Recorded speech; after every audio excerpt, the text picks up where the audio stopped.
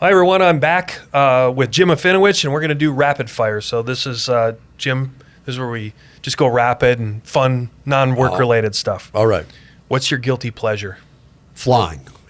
Airplanes. I love to fly. Good. How long you been a pilot? Since I was 16. No kidding. Yeah, over 10 years now. Okay. Well, I was going to put you on the spot. I was going to say, what's your plane? But that's all right. We'll leave that for another thing. What's your favorite board game? I'm not really a board game guy.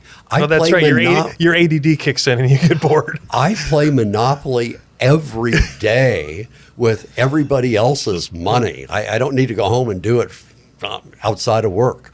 I love it. What was the most memorable year and why for you? I think every year is more memorable than the one before. Well, that's why I enjoy doing this. At least you can still remember. I give you kudos for that. What would you like to do if and when you retire? When I retire from this business, I'll probably start another business. Imagine that. Yeah, I'm just I've got a couple daughters, like to help in business. I'd like starting business. I love the business of business. I'll probably start a business or two with my daughters for them to take over and run. Hey, if you could eliminate one thing from your daily routine, what would it be and why? Email. What's the best advice you've ever been given? Probably my father. Very simple. I said it hundreds of times. Okay. Do the right thing. It's pretty profound. That's just that. As simple as that. Do you have a favorite food or an item to cook? I am not a cook. The Okay, well, then best what's thing your I best make is reservations. Okay, well then, on that side then, what's your favorite? Chilean sea bass. Do you have a fondest memory as a kid? Yeah, I can't say one stands out, but several. I was 14. My best friend and I started a little business.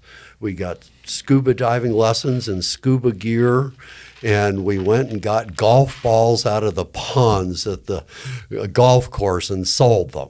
Was this in Tucson? Or that was in Tucson, yeah. Okay, entertain us. Do you remember how much you guys, how they pay you? Like so much per ball, or what was it? Yeah, we made, the kids in the summer, we used to go there to go swimming because it was hot. Yeah. And kids would get balls and sell them, but then the winter, no one would do it.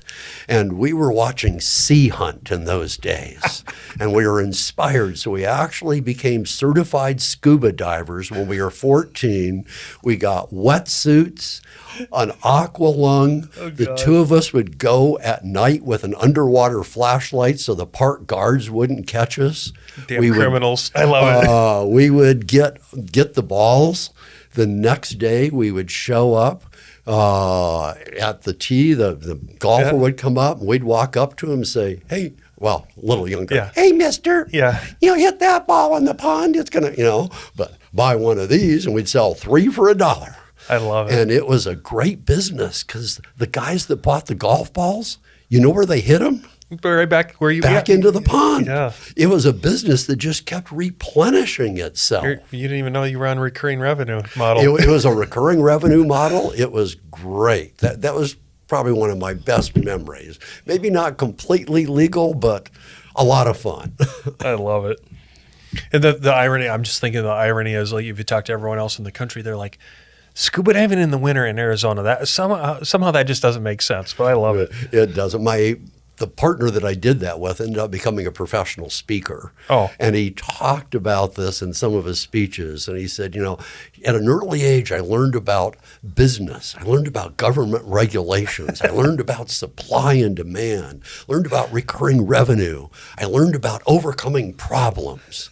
And he said, as an example, we got all these balls there and they're muddy, they're filthy. We can't sell them. So he said, we had a problem. We had to find a solution, had to overcome. And there we looked across the street and there was an all-night laundromat. And for about an hour that night, it sounded like a ball bearing factory. I'm sure they loved you guys. Oh yeah, there was nobody there at that time. Yeah. But at any rate, that was my first experience in learning about all aspects of a business. So that would be one. That's one of the better ones, Jim. What occupation, okay, let me repeat this. What occupation, other than, of course, what you went into, would you have liked to have tried, or maybe you were destined for? I've owned a lot of different businesses and a lot of different occupations, Yeah. things that were totally unconnected. And people said, did you set out to be a newspaper publisher? No, I didn't. I was a newspaper publisher, never had a journalism class in my life. I bought in businesses or started businesses that was the opportunity in front of me at the time. Okay.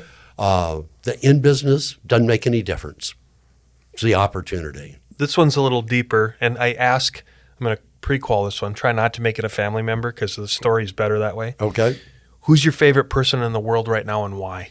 I don't know that I have a favorite person, but I'll tell you a story I just heard that I really liked. Go ahead. I'll try Albert Einstein. It was an interview with Albert Einstein, and he told this story about one day his chauffeur was driving him to give a speech.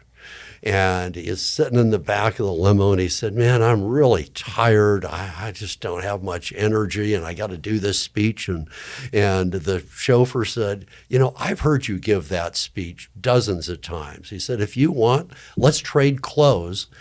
I'll give the speech for you. And Albert Einstein said, okay. So he sat in the office in the chauffeur's uniform. Chauffeur got up, he gave Albert Einstein's speech. He got done. Somebody in the audience said to him, okay, I have a question for you, and asked a complicated question about the theory of relativity. And the chauffeur, supposedly Albert Einstein, said, that question is so simple, my chauffeur could answer that. He turned to the audience. The man in the chauffeur stood up and answered the question. And so Albert Einstein told that story when he was asked, who's the smartest man in the world? He said, my chauffeur. I don't have a favorite person, but I hear stories like that. He's my favorite person today because of that story. Next one. What movie could you watch over and over again? The Godfather. There you go. All right, 2 more, and then I'll let you go. What sport would you compete in if you were in the Olympics? I was in high school a pole vaulter. I'd be on the track team and I'd be a pole vaulter. Damn, there you go. All right, final one. What are you reading or listening to right now that the audience would enjoy? Mac and Bleu podcast. I think they're phenomenal. Boy, ouch, that was deep. Thanks, buddy. thanks for the promo. Hey, got to do something. All right, that's a wrap.